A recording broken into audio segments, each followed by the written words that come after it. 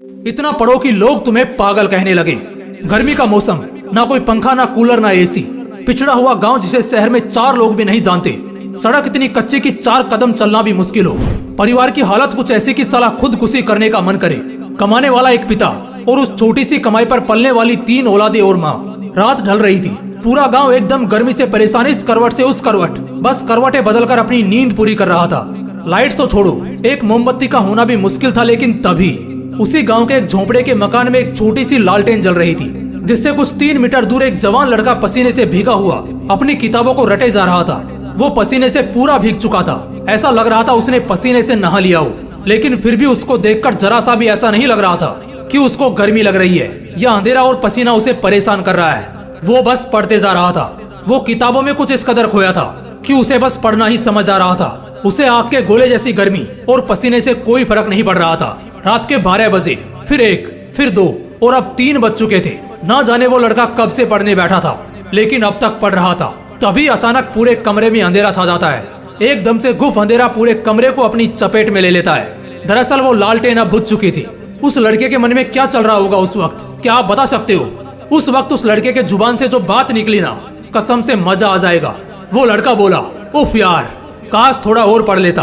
अब बताओ, क्या तुम में से कोई इतना पागल है पढ़ने को? उस लड़के को सब उस गांव में पागल कहते थे। गांव वालों से पता चला कि वो लड़का कब पढ़ने बैठता था, लेकिन कब तक पढ़ता रहेगा कोई नहीं बता सकता था।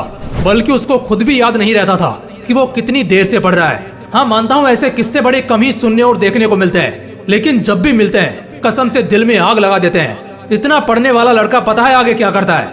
2012 बैच का यूपीएससी क्रैक करता है और एक बहुत ही बड़ा आदमी बनता है। जब इतनी आग हो सीने में, तभी तो मजा आएगा जीने में। मैं कहता हूँ उस हालात से लड़कर, संघर्षों से भिड़कर जब एक गरीब और अनाथ लड़का बड़े सपनों को पूरा कर सकता है, तो फिर तुम क्यों नहीं?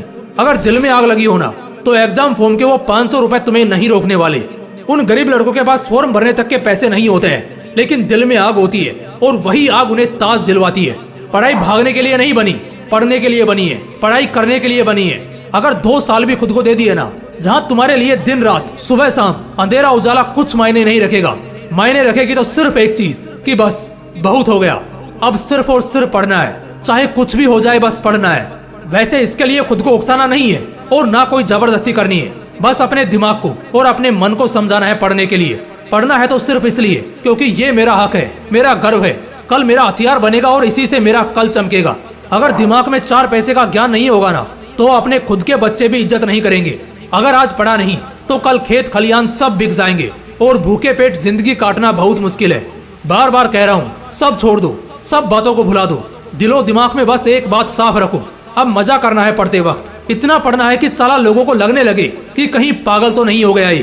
तुम्हें ये तो मालूम ही है कि यही पागलपन वाली मेहनत ने लाखों घर बसाए हैं, लाखों जिंदगियां बनाई हैं, लाखों लोगों की किस्मत चमकाई है। अगर उस बुलंदी पर पहुंचना ही सिर्फ एकमात्र मकसद होगा ना, तो कसम से वो तुम्हें झक मार कर मिलेगा। लेकिन उन सबसे पहले, उस उजाले के कल से पहले आज तुम्हें पढ़ना होगा। इतना पढ़ना होगा, इतना पढ़ना होगा कि किताबें तुमसे थक जाएं, लेकिन तुम्हारा हौसला ना थके। मजा आने लगेगा यार। बस 2 से 5 दिन भी दिमाग लगाकर कुछ पढ़ लिया ना, तो फिर दुखी आत्मा या भटकती आत्मा नहीं रहोगे, बल्कि बवाल आदमी बनकर निकलोगे। अगर दिल में आग लगी हो तो वीडियो को लाइक और शेयर करना, और अगर चैनल को अभी तक सब्सक्राइब नहीं किया है तो सब्सक्राइब करके बेल आइकन भी जरूर प्रेस कर लेना। मिलते हैं इसी तरह की एक और बवाल वीडियो में। तब तक मस्त रहो और आग लगाते रहो। जय हिंद, जय श्री कृष्णा।